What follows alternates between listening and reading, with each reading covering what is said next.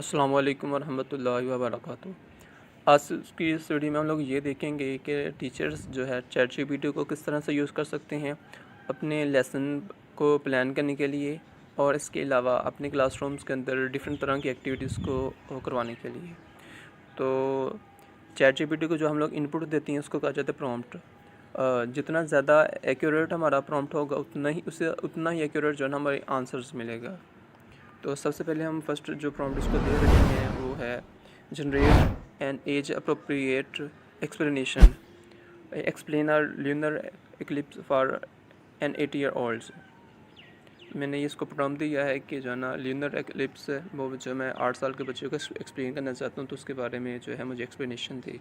तो ये मुझे इसने एक्सप्लेनेशन दे दी है कि 8 साल का अगर बच्चा है उसको मैं ल्यूनर क्लिप्स के बारे में बताना चाह रहा हूँ, तो ये उसके बारे में मुझे उसने जो है ना आंसर दे दिया है। अगर मुझे ये आंसर पसंद नहीं आता तो मैं इसका आंसर जो है रीजनरेट करवा सकता हूँ। जितनी दफ़ा मैं जो आंसर जो है रीजनरेट करवाना चाह रहा हूँ मैं उसको करवा सकता हूँ। सेकंड नंबर पर जो है ना इसका जो प्रॉम्प्ट है कि अगर हम लोग हिस्टोरिकल इवेंट्स को या बायोग्राफीज़ को समराइज़ करवाना चाह रहे हैं तो किससे रिलेटेड जो हमने प्रॉम्प्ट देना है वो किस तरह से देना है। उसके रिलेटेड जो प्रॉम्प्ट्स है वो आपने इस तरह से लिखना है, generate description of the historical events and the biographies, और आगे वो आपने बता देना। फॉर एग्जांपल मैंने लिखा है समराइज़ द लाइफ और एनी फ्रैंक इन 50 और लेस, यानी कि आप इसको कहेंगे ना 50 वर्ड्स में। अगर आप इसको लिमिटेशन दे देते हैं कि इतने वर्ड्स में मुझे आंसर चाहिए, आपको उतनी वर्ड्स में ही आंसर दे देते हैं।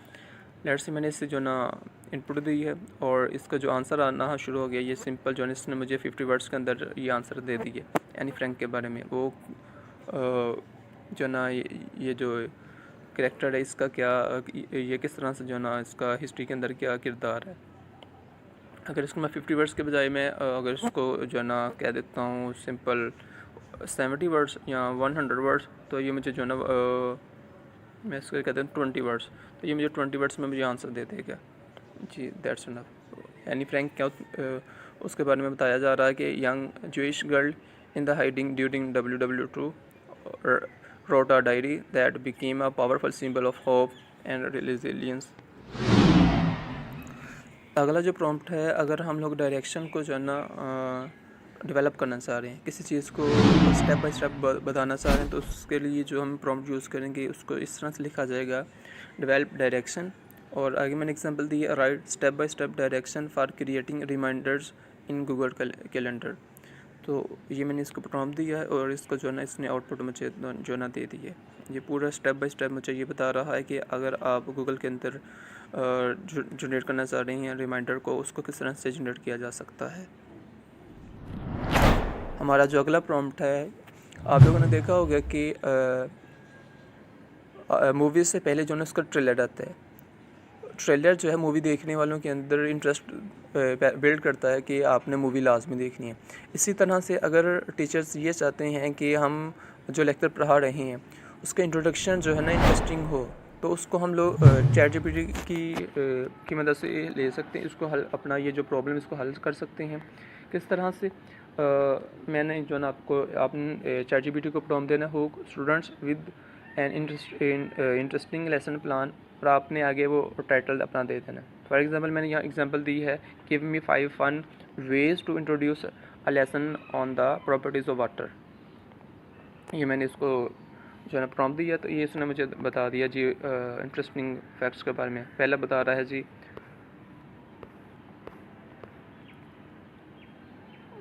ये स्टेप बाय स्टेप जो है इसने मुझे 5 जो है ना इंटरेस्टिंग फैक्ट्स के बारे में बता दी है।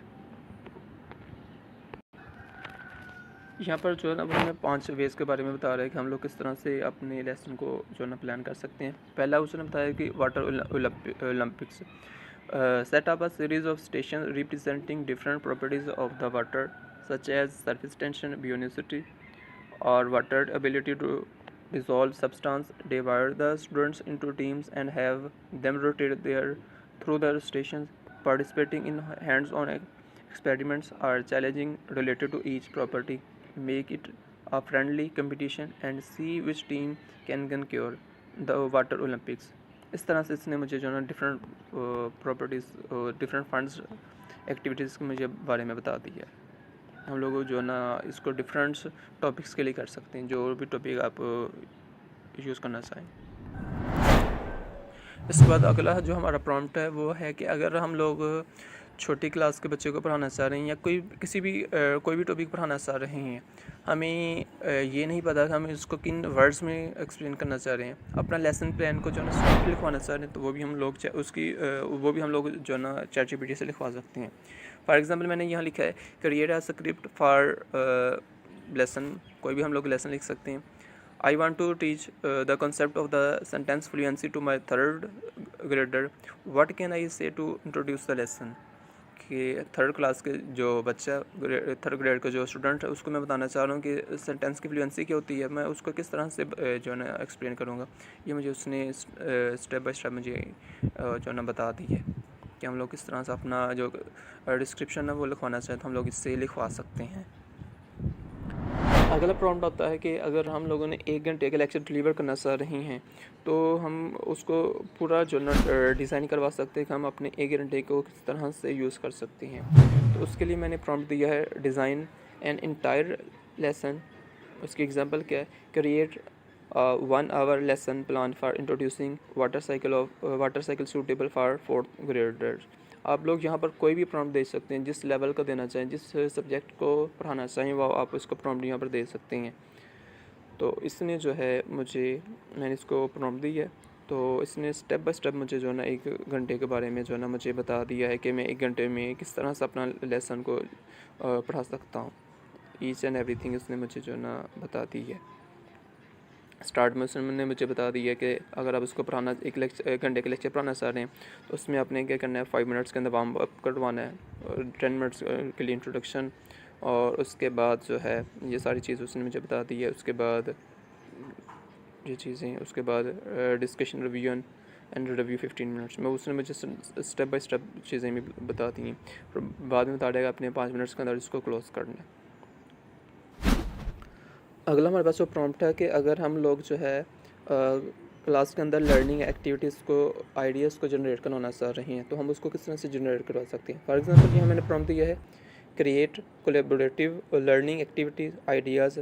For example give me 5 group learning activities for the 9th graders to learn about the human geography.